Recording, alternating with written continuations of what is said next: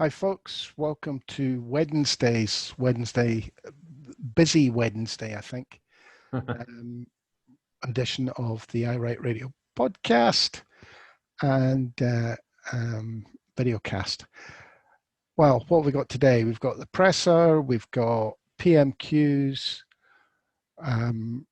We haven't got Jimmy with us, but I think we'll go straight to Jimmy's wee clip that he did for us, which will lead us into our discussions, I think. Here's Jimmy telling us he can't make it, but his opinion. Right. Gents, I can't make it today, so I'd just like to say kudos to Lyndsey Hoyle for putting a rocket up the arse of the Tories. I'd imagine the steam coming out of Victorian pencils lugs at the moment will be superb. McKenna's article's Barry, and I think blog wars between Peter Bell and the Ginger Doug will be most entertaining. Have a good day, chaps. Very nicely put. Very nicely put there. Thanks to Jimmy for that. Yeah. Absolutely. I think we go straight on because that was the highlight of PMQs today. Mm-hmm. Was Lyndsey Hoyle. Yeah. Yeah. About the only thing he didn't say was, and this week, could you maybe answer the questions you're asked, Boris? Just about. I mean, I've written scalped. He took 2 or 3 minutes to give the government a row about about the use of decrees, basically being authoritarian and not using Parliament. He made it clear he was not happy with them issuing what they're called statutory instruments. They're what another language of decrees from on high. What the king can say. This is what you got to do. Effectively, and I mean, this is not the first time he's brought it up. He had a pop at them about announcing things on telly before they told Parliament. He's not been happy about the fact that laws were coming into force 20 minutes after they were announced. Mm-hmm. So all in all, I think it's fair to say he made it plain. Interestingly, he is not bringing forward any of the amendments to whose amendments? The opposition or the backbench Tories or any of them? Any of them. So there is a motion, is there? Going ahead? What he said is that he wants the government to sort it out. So he's looking for Boris and co to sort this without any help from their backbenchers and the opposition. As far as I know, there was at least 4 amendments put forward, and he's taken none of them. He said it was on the basically more or less on the technicality, advice from the legal advice, but he made that aside. It was 99% criticism of the government. Oh yeah, I mean he's got a quote undermining the rule of law. Well, government to remedy the situation. So that's what I've written. So it agrees with what you've said. Because it has become, a complete farce. I think one of us has said every week at PMQs that Boris is simply not asking the questions. His only line has been the opposition should agree with everything the government does and stop being in opposition. Yep. Very difficult. I thought it was quite a good exchange today, but I didn't stay with it right to the end because it went on a bit because of the speakers. He took a bit of time to start. I wanted to catch the figures from the press briefing from the First Minister. I thought Keir Starmer played a good game, and I don't know why Boris bothers standing up. He should really put in a deputy because he is hopeless. Yes, yeah. It's what I always thought would be his strength, and it turns out it's a major weakness. Yeah, but he's been ill, and I think that is possibly true. I just don't think he's good at answering questions. Well, I don't think he can think on his feet. He's no Trump. I think he struggles. The thing about Trump is in these debates, because I did sit up and watch a bit of it, Trump is a professional performer. He does that.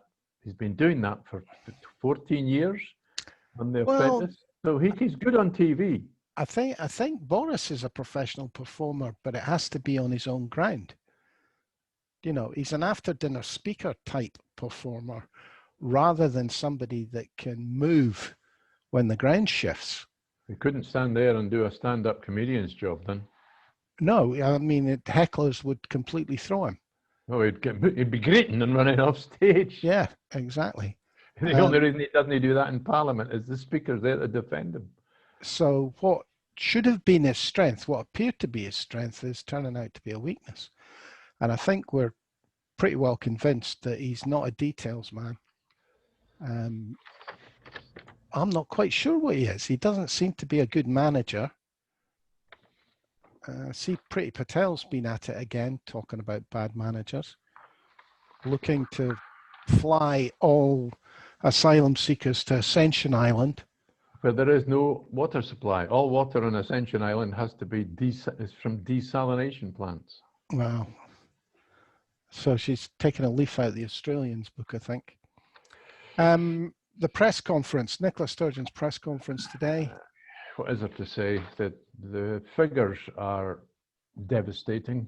60% increase in a week. The number of cases, is that the hospital cases? They're 137 now. That's up 14 in a day. That's 10% in a day. Intensive care is not too bad. The death rates, they were a little confusing today because we got 3 different sets of figures. We got the regular figures of deaths, +7 deaths, which is a big jump. We're used to zeros, or 1 or 2.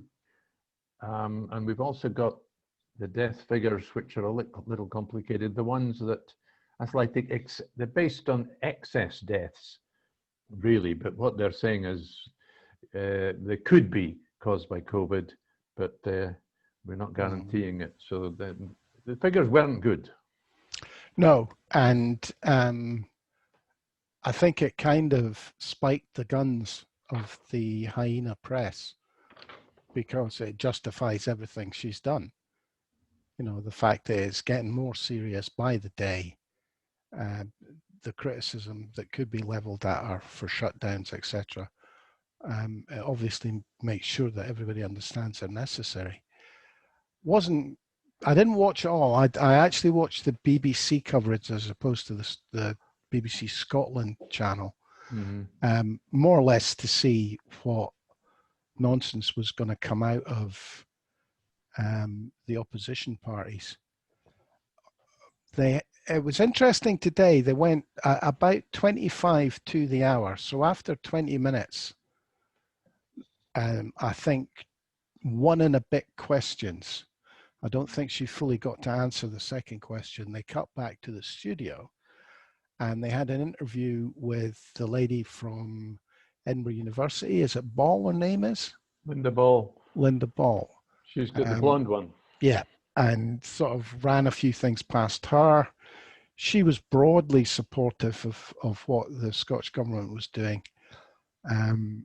She has got a thing about testing, but that wasn't really pushed. And then went to Douglas Ross, or as we like to call him, Dross, who did the usual, UK government is fantastic, Scottish government is failing. I would like the Scottish government to be much more supportive of business. Where's the money coming from, Dougie? I would like the Scottish government to be much more supportive of business. He was asked the question once, avoided it, and wasn't pushed on it. So who was the BBC presenter? The one with the grey hair. Gordon Cree. No, not Gordon Cree. Andrew Kerr. Andrew Kerr. And he didn't push him. And basically, he did ask a question, funnily enough, about whether the £500 that Shirley Ann Somerville announced for low-paid people self-isolating was going to be covered by Barnett consequentials, and Douglas Ross couldn't answer it. All he could say was, I expect it will be. Well, the Scottish government announced that today. Shirley Ann Somerville, who is a close associate of the First Minister, they announced they're going ahead with this 500. The British government mentioned this 500 grant. Well, they announced it. Not going ahead yet in Scotland, and they're going ahead. They've jumped the gun, you could say, here in Scotland. They're not guaranteed to get the money up from London. Well, Douglas Ross certainly intimated that he would expect it to be forthcoming. I fully expect at some point the British government to turn around and say, no, you carry this across Scotland. I don't know why. I think they're spoiling for a fight over something. So anyway, that was the other big news, that there was going to be help for people who would be hit financially by self-isolation. Yeah. The other interesting thing is what's not being said. There was talk of opening up the NHS and, you know, all the various services. What wasn't mentioned was dentistry. And I'm wondering if that's... You're struggling to see a dentist, Norrie, are you? Well, no, I'm all right. It's not a personal thing. It's just, it's an area that's kind of seems to be put on the back burner. There's some people saying that they can get private dentistry, but they can't get national health dentistry. Well, I got dentist. Right, I was due for an appointment the first week of the lockdown. That was cancelled. I cancelled before the lockdown, given that I felt I should shield anyway. This was in the weeks before it. After the first 3 months, and when they started to relax some of the measures and some dentistry began, I had 3 appointments to get my new dentures. Yeah, but you didn't have any drilling, did you? No. There was nothing. That seems to be the spray effect of a lot of work that's done in dentists. But I did experience the new procedures. You know, I mean, it was a case of I wasn't even in reception at all. They kind of pointed out the window at me and to walk along the pavement, and I was shown in a back door, if you like, and straight into the surgery where the work was done and out again, you know. So yes, there were all kinds of different procedures. Well, I'm glad that things that can be done, but it seems to be, you know, that the fillings and so on are being put in the back burner. I was a bit surprised there was nothing said about that. Apart from that, it was all samey. Yeah, but I think some of the dentists are doing other work. They could be in contact tracing, but they are qualified to do quite useful medical work that they're in support of the other services. I'm not exactly sure what, but I have heard that. Well, that is something I know nothing about. Jimmy's other contribution, Kevin McKenna's. Yes, piece. Kevin McKenna's very good piece. Kevin, for the listeners and viewers, Kevin came to the Yes campaign about a year before the referendum last year. Strong Labour supporter, like a lot of people who came to join SNP, came to the Yes campaign, they came from supporting Labour. He describes the SNP, what's the headline? SNP infighting, the biggest threat to party in face of weak opposition. One of the reasons he thinks why there is infighting is because the opposition is so weak. What he describes is the different tribes inside the SNP, which you and I have discussed. It's one of the ways to describe what is going on. He kind of describes it as something that was inevitable. And he doesn't really, unlike some people, he doesn't describe it in terms of the personalities, does he? Unlike someone else whose article we had the other day, I don't think we've covered. There was an interesting article. Stephen Daisley's one in The Spectator. Now, his one was it was written in what I call tabloidese. Yeah. And it was all about personalities. It was like, it's what you would expect in The Sun, not The Spectator. Whereas Kevin describes it as what you might expect. If you'd studied politics, you would expect careerists to come into a successful party. You would expect them to fall out with the people who've been in the party before. And that's, that's kind of describes what he was writing about, doesn't it?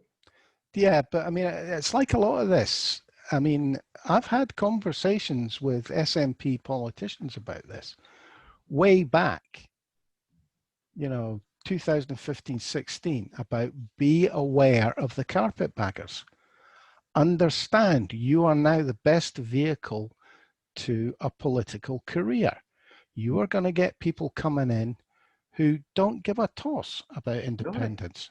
Nori, you and I discussed this in 2007, and I have the recordings to prove it if somebody doesn't believe us. Well, immediately after the SNP came into power in May 2007, we discussed it on Leith FM. Careerists. Well, it's become the bane. It's the way to get a job. Well, and what it brings with it. Interestingly, the George Caravan piece, which I have to say was like going back to the 70s.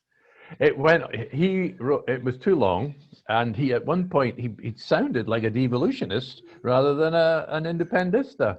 Well, it sounded like something that would have been written in a pamphlet from the left of the Labour Party, or somebody so far left they couldn't get into the Labour Party.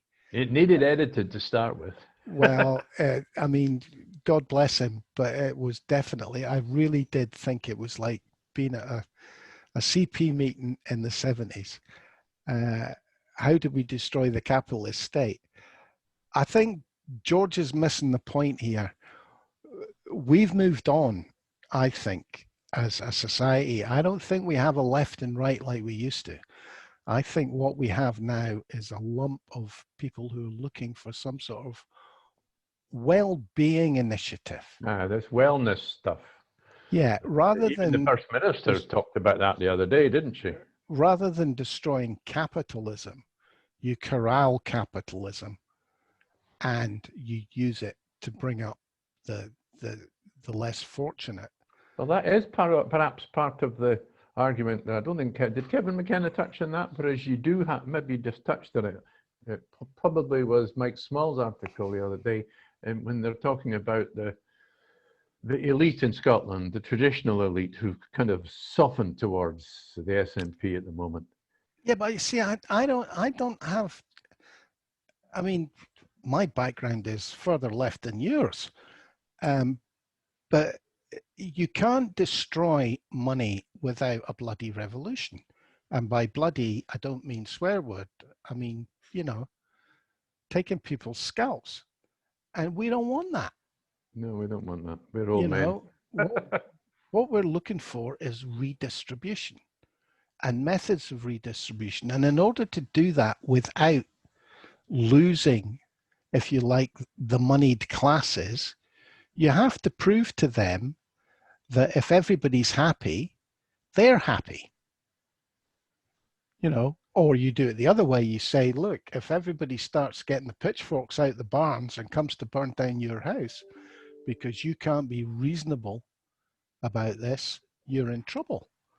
There's a movement in America at the moment that basically says, we've got too much money. We need to be prepared to give it away. Otherwise, we're going to get the house burnt down round about us. And that, I feel that that's, if you like, the new politics. It's not about destroying capitalism. It's about redefining the purpose of capitalism. Well, the trouble is, of course, that's the big issue on George Caravan's article, which I read in the middle of the night, and I was getting bored by the time I got to end. I nearly fell asleep. The head was on the pillow anyway. Whereas you've got, say, Kevin McKenna describes the younger generation as the wokerati, as they've gradually been identified as, and their issues don't seem to be.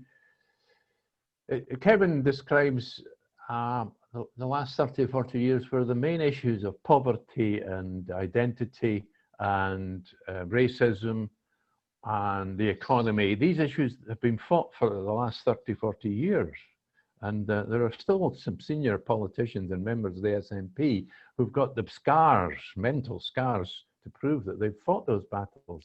And the young, perhaps, yes, they've got to be the future, but the issues they want to take up, they don't seem to be crucial issues like eating in a house over your head. Yeah, but what they see as a bigger issue is the green issues,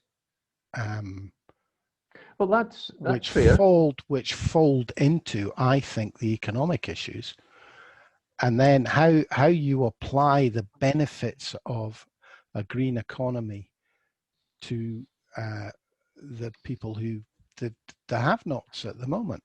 And I that do feel includes very housing and so frustrated. on. I mean, we look at how many times and for how long have people been saying that Scotland could be the Saudi Arabia of renewable energy? What with the tides, with the seas, with the wind. Not sure I would like to be like Saudi Arabia.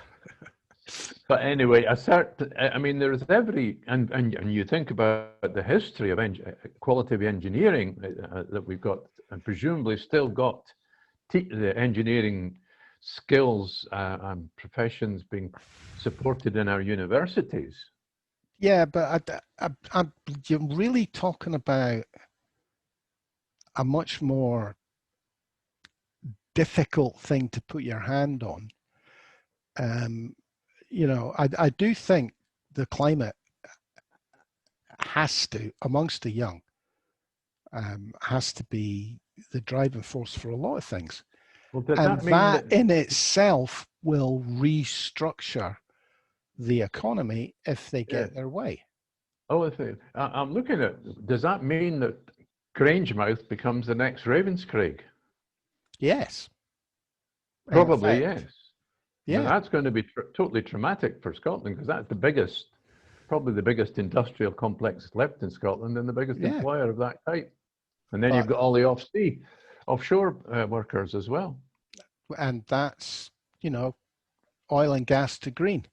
So that is the next battleground, I think. You know, when I hear about what's happened to BIFAB, and it's sad that there's this, it's like a row over the scraps at the table, because the contracts that BIFAB are not getting, all they are is welding together what they call a jacket. It's not a jacket, it's a tripod or a support, steel support to fix to the bottom of the seabed, and then you stick the turbine on top. It's low quality engineering. It's not rocket science. And this is all we're scrapping about in Scotland. No. And that is going to be a problem. I mean, and I hate to say it, it's one of the things that the Tory desire to be able to support industries with the EU structure. That's what that's about. Whether they would apply it to the likes of BIFAB is another issue. And well, maybe the future was looking a bit too bright 10 or 15 years ago. But I mean, there was talk of, for example, a North Sea electricity grid, so that you'd have the strength of Norway with its hydro, and you'd have the strength of Scotland with its wind, and the strength of the solar panels that Germany's invested in, and you'd have a North Sea electricity grid. So whatever, your different climate, your different weather, and your different Iceland's generation thermal shared. Iceland's thermal. Yeah. There you go. All this joined together. And what's happened to that? Well, it's not going to happen under the UK Brexit government, I don't think. Well, yeah, but the talks are still on the table. They're still discussing it. I mean, I don't think that's achievable without an independent Scotland, but who knows? I'd imagine it'd be much more realistic with the support of the EU. And I'm not saying Scotland necessarily has to be in the EU. I'm kind of like on swithering whether EFTA would be better. Yeah, I must admit, I've found a fence to sit on with that one. Will we move on to Peter A. Bell and Wee Ginger Doug? Yes, I haven't read Peter A. Bell, so you'll need to give the viewers and listeners what he says about it, the wee ginger dog, also known as Paul Kavanagh, although he looks as though he's changed his name. I know he got married recently, so maybe that's why. All right. If I summarize what the wee ginger dog seems to be saying, perhaps you could come back with what Peter Bell. Paul Kavanagh, wee ginger dog, he filled 4 pages of normal foolscap, and he is supporting the present management of the SNP and the present government and saying, what's his headline? Throwing it all away. In other words, don't rock the boat. Now I'm really surprised that he's come out so strongly on the current management at the top of the SNP, because up to now he hasn't demonstrated the same loyalty that he's put into this article. It's not a well-written article. It goes on far too long. It should have been cut in half. Any editor would have done so. I'm not sure if it was in the National or was it just on his own blog. I presume it was on his blog. I got it off his blog. I didn't see it. I think it was too long for the National. But what he's saying is, don't rock the boat. There's nothing wrong. Carry on. We're doing very well. Look at the polls. Well, there are a lot. We've got Kevin McKenna. We've got lots of other people who don't agree with that. So. I'm fence sitting this one. What Peter A. Bell is saying is his headline, I think, is "Wished for Indy." In other words, he's objecting to people who are not objecting, I suppose is the right way to put it. People who are not objecting to Nicola's husband being suspended and an inquiry into what's happened with the Alex Salmond debacle. I can see both sides on this. Politically, why would you want to dent the SNP where they are if you support independence? Politically, again, if you've got structures in place to investigate wrongdoing, and what Nicola's hubby has done with the WhatsApp messaging looks like it should be investigated.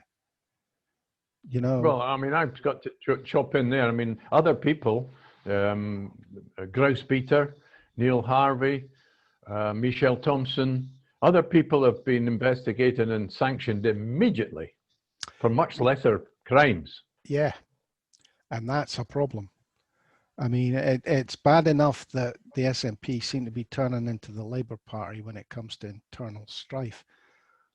But to make the mistake that Corbyn made over the anti-Semitic stuff, when you saw the consequences, and I think there is definitely an argument that this wound will bleed and bleed and bleed unless you cauterize it with, I'm afraid so, the truth. And there's also the question of confidence. Look, there's a strong case that says the behaviour of the Tory government, Boris Johnson in particular, in not sanctioning Dominic Cummings over his breaking the rules. We have this case, we have an apparent breaking of the rules by Peter Murrell, Chief Executive of the SNP, and nothing's happened. So people will lose confidence. Bringing the party into disrepute due to a leakage of private correspondence, is that breaking the rules? I don't know. I don't know. I mean, how do you treat that? Well, I think Iain Lawson is worthwhile bringing in, because he seems to bring in the kind of sane angle and yet still being critical. And he has the reputation. He is a long term. He's been in the party. He's been in the SNP since the 70s, I think, let alone the 80s. He is of an age. He's been in the. He was there when, working beside Alex Salmond. He's not a friend of Alex Salmond, he said, but he's worked beside Alex Salmond all the way through. And he has actually come up with proposals, which he trailed last night. He said, "Oh, I'll be publishing this tomorrow," and this was before midnight last night. So I think that's why I stayed up and suffered a bit of watching the presidential non-debate. And I kept looking for Iain Lawson's article which didn't get published after till I fell asleep. So I read it this morning, and it's optimistic in the sense that he proposes that Peter Murrell should be investigated because it seems only fair. But there's no obligation. There's no obligation on the SNP to make any of this public. This is an internal SNP issue. There's another issue, of course. The inquiry committee. The inquiry committee, Linda Fabiani, who is a senior SNP member, and she's not been described as an outlier. She's in charge of this, the convener of this inquiry committee, and she's not happy at all about the Scottish Government and the SNP refusing to let them see documents. Not documents that the court had banned them from seeing, but other documents. Well, she's fallen foul of the "we do not publish legal advice."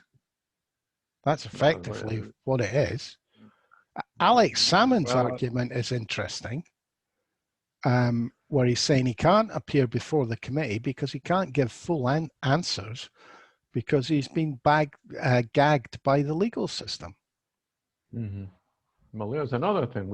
I mean, if Jimmy was here, he would be mentioning James Wolfe, the Lord Advocate, who's in charge of our legal system, who he too seems to be unsackable in spite of apparently confessing to unlawfully prosecuting the sequestrators of the Rangers Football Club, and he had, admitted to getting it wrong, and nothing's happened to him. And we've also got what's the latest thing we've got today, of course, and we have the row inside the SNP about who's on the NEC. We've had the Lib Dem party, virtual party. We've had the Labour virtual conference. We've not had the SNP one. The spring one was cancelled, understandably, in Aviemore because of the pandemic. But there's an interesting article by Kathleen Nutt that there might be a virtual conference in November, but the politics behind it is about will they, won't they. The management apparently don't want a conference at the moment because that would allow the members to replace the NEC with people that they actually want, rather than all these people that have been appointed just because they've got they lead affiliated groups. Well, experience would suggest to me that you do it now while Nicola's riding high in the polls. You get it over and done with, because if you do it and she's on a downward slide in the polls, the consequences could be a great deal worse. I think she's got time to recover if they act quickly. Well, yeah, I'm coming round to that, I have to say. I would also be interested to see the full file of the WhatsApp messages. Although I have to say, it worries me quite a lot that you're not going to be able to talk your mind for fear of leakages. Because I'm sorry, we talk about people on the NEC. Are the people who discuss the shortcomings of the people on the NEC going to get hauled up in front of an investigation when their WhatsApp information gets Well, what does Iain Lawson, who's proposed, as I say, which seems reasonable to me, there is really no excuse unless you accept party democracy in the Constitution is there to be totally abused by the powerful at will. Let's get the investigation organised and underway behind closed doors, and let us all unite and get back to campaigning together for independence. That's how he sums up his article. So he's trying to steer closer to the middle. I mean, that is a powerful point, that there should be questions asked of Murrell. And that format should be within the strictures of the SNP constitution. He even suggests a grandee and even though she may not want the job, and Tricia Marwick, who used to be the presiding officer at Holyrood, she is a senior grandee of the party, and he suggested she could be put in charge of the inquiry, and it doesn't have to be in public unless there's something. There's no obligation. No obligation. But I do think this wound needs staunched now. You can't. The longer it goes on, the more the conspiracy theories will grow,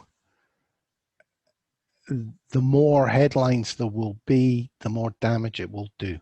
It needs to be dealt with, and they need to find a way to deal with it. And alongside that, they need to announce the next party convention, and they need to do that soon. Well, yeah. So I've renewed my membership. Well, I said renewed. I thought I was a member. I discovered I had 2 memberships, and both of them neither of them was actually still active. I was wondering why I wasn't getting the correspondence.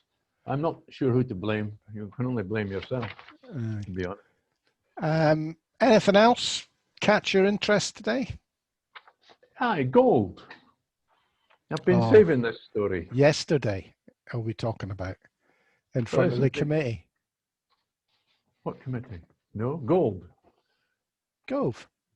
No, gold.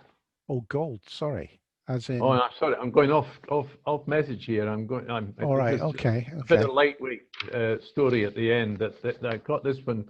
Where was it? It would be in the New York Times. Stephen Castle. There's gold in them. They are brays, and it's on Lockhead. There was a photograph associated with the article of a bunch of people, because there's all these people in furlough with nothing much to do but go off into the countryside where there's nobody, no crowds. Various people have, and because of the interest in the price of gold being $2,000 an ounce or something, people have been going off gold panning. And so there's been a bunch of people up at one Lockhead in their motorhomes and tents, camping up there doing a bit of gold panning. So it's interesting. That's about all. Not exciting. Far easier just to knock over a jewelry shop. But the other thing is that it makes a reference to the Cononish gold mine, which is at Crianlarich, Tyndrum, depending on how you pronounce it, who you speak to. Kind of same area. It is a realistic commercial gold mine. Not some of you might get rich, but it's in the national park, the Loch Lomond and Troswick National Park. And generally speaking, gold mining usually involves the use of cyanide. They're not allowed to use cyanide, and they have to restore the landscape. Although it's essentially mining, it's a tunnel going under the ground. There's still spill that comes out, obviously, but they restore the landscape. They're going to turn the tunnel into a bat sanctuary or something. God, you couldn't make this up, really, could you? You can imagine them writing the planning application. And they won't be using cyanide. A quarter of the, what do you call it, the stuff, anyway, the material that comes out will be spillage. Yes, will be processed on the site by gravity. Well, that's the same as using a gold panning, and that's why gold is the heaviest thing. You just wash it, and the rest will be taken abroad somewhere for processing or away anyway. So there. Right. So they'll cyanide it overseas. Yes. Yeah, so some poor people in Africa will have to suffer the cyanide.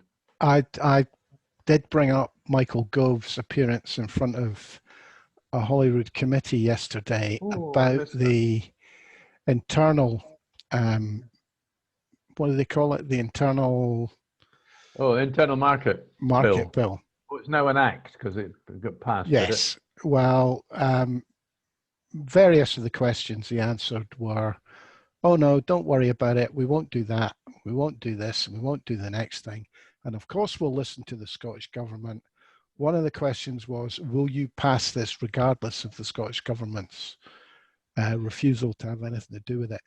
Oh, we will always listen to the Scottish Government. And then within 6 hours, it was passed in the House of Commons with no input from the devolved governments whatsoever. But Mary Black made a very good speech in the Commons covering it, and at one point listed all the areas over which it had dominion. Scottish Water, electricity, the law, you name it. Everything that is devolved to Scotland is in that bill, giving individual ministers the right to ride roughshod. I've been telling you this for weeks. I know, we've all been saying it for weeks, but the speech is well worth seeing if you can find it on Twitter or YouTube. I don't want her to make wonderful speeches in Westminster. I want the whole lot of them to come home. To do what? Well, to get involved. To get involved in an argument about woke stuff.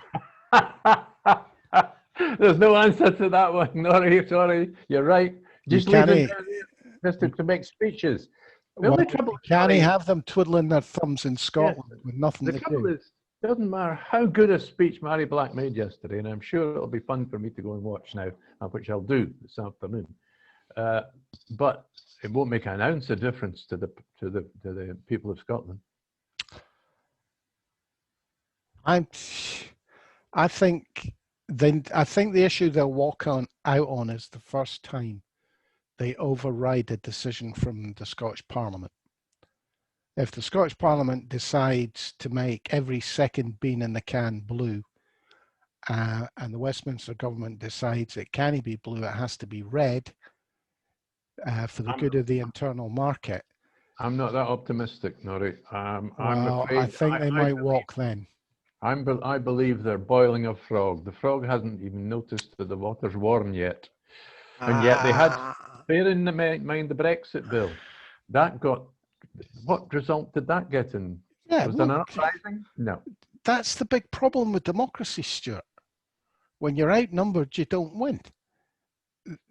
I think the real time to walk is when they decide that Scottish Water should be diverted to London. That's a long way down the line. What are you laughing at? That's a Boris Johnson wish list. He's already under some sort of weird idea that there's no hills between London and Scotland. Well, he thinks it's all downhill, doesn't he? Because he keeps looking at the maps. He's obviously never studied geography. So is he going to build the bridge to Northern Ireland from Stranraer as well? He won't build it. He'll talk about it. Well, he offer it to the American banks to build it. And that was the other thing. There's a line in the bill that basically says money that the UK government chooses to spend in Scotland can be in the form of a loan that Scotland has to repay. Gove specifically was asked about this yesterday and said, no. It won't affect the block grant and it won't affect Barnett consequentials. What he didn't say was, we might require you to pay back money we spend on your behalf.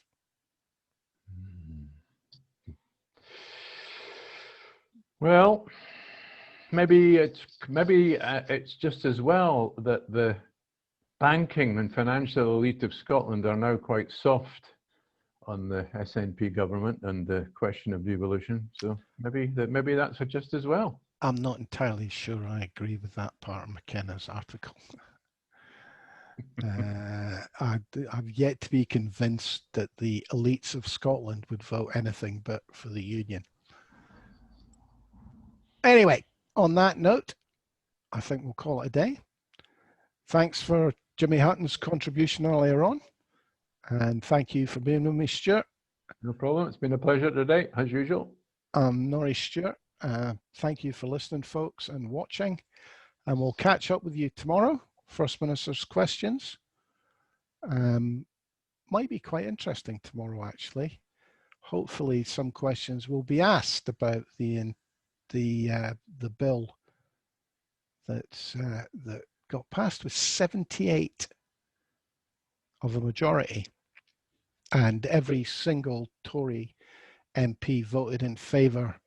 Well, what about the Labour then? If it was only a 78 majority, Labour must have voted against. They must have done, yeah. Whoa. Oh, well, there you go.